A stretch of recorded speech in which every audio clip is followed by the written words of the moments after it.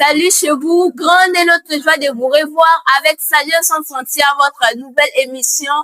Bienvenue dans ce tout premier numéro qui va marquer le début d'une série de rencontres avec les spécialistes des différents domaines, car dans l'ensemble, nous allons explorer des histoires de réussite. Nous allons vous partager des conseils pratiques qui seront pour vous un guide vers la réussite de vos objectifs. Eh bien, vous le savez que nous sommes à Kinshasa où la sagesse n'a pas de frontières. Il sera la question de savoir qu'est-ce que signifie la sagesse n'a pas de frontières.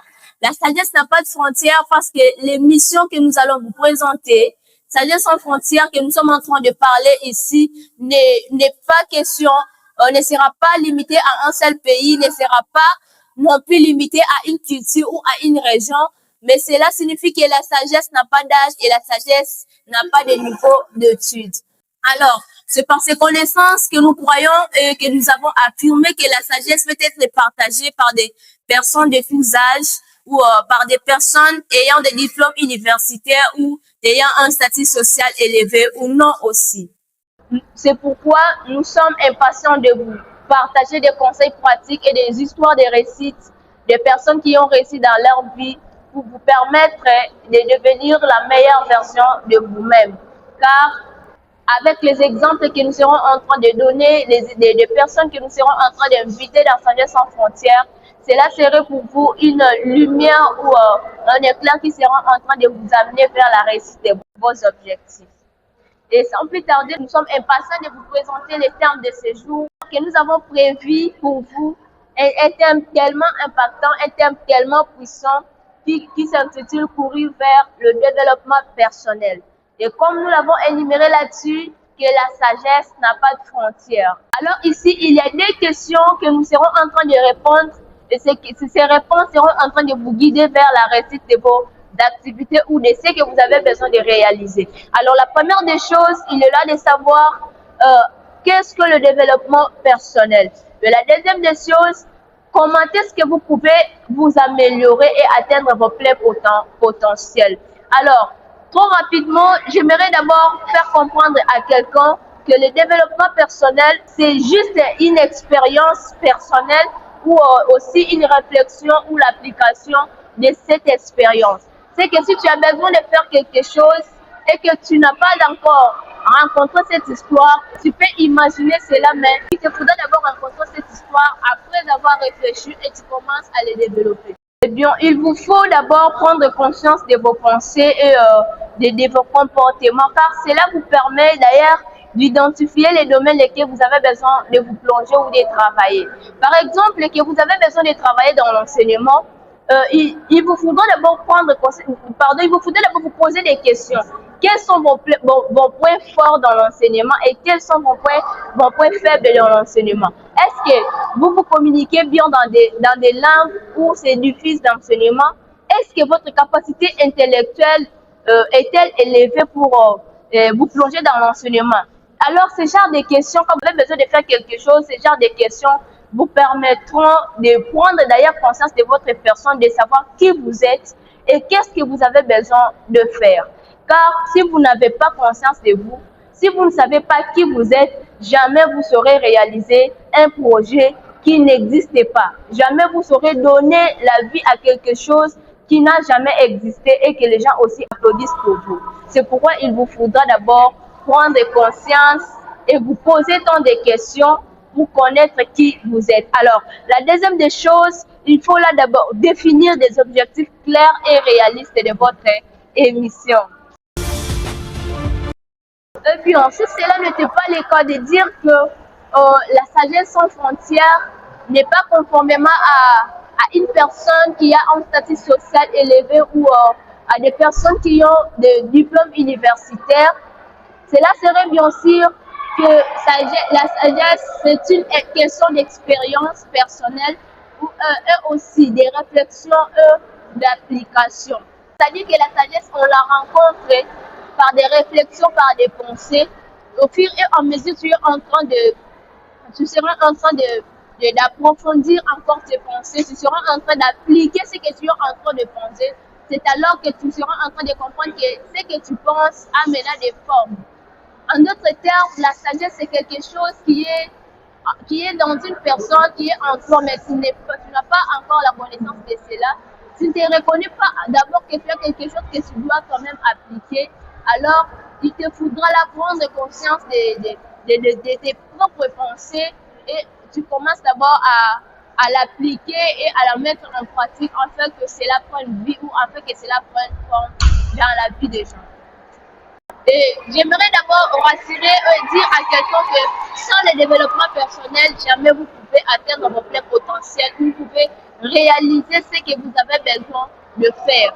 Parce que tu peux voir, par exemple, quelqu'un d'autre était en train de faire quelque chose qui t'a aussi inspiré. Ou soit tu as déjà pensé à faire quelque chose, mais tu ne l'as pas encore fait. Du fait que tu as rencontré d'autres personnes qui l'ont déjà fait, du fait que tu as rencontré d'autres personnes qui l'ont déjà réalisé, cela sera pour toi une lumière qui va t'aider à faire ce que tu as besoin de faire. Parce que tu n'auras plus trop de difficultés, malgré que les difficultés ne manquent pas, mais tu n'auras pas assez de difficultés pour réaliser ce que tu as fait. C'est pourquoi avant, j'étais en train de dire que cette émission sera en train de vous inspirer par les connaissances des personnes avec leurs expertises qui seront en train de vous inspirer pour réaliser ce que vous avez besoin de faire. Alors, la deuxième des choses à faire est celle de savoir comment pouvez-vous vous améliorer pour atteindre vos pleins potentiels. Et c'est par là que j'aimerais dire déjà à toi qui est en train de me suivre que vous avez en vous des potentiels cachés qui sont comme des mystères que vous devez réaliser, qui doivent prendre vie en vous.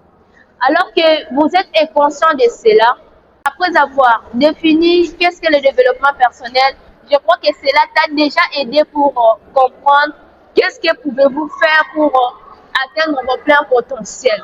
Les potentiels n'existent pas ailleurs, mais les potentiels, ce sont juste des qualités cachées en toi, que tu dois travailler sur ces qualités et les phases que tu dois le faire devenir visible devant les gens.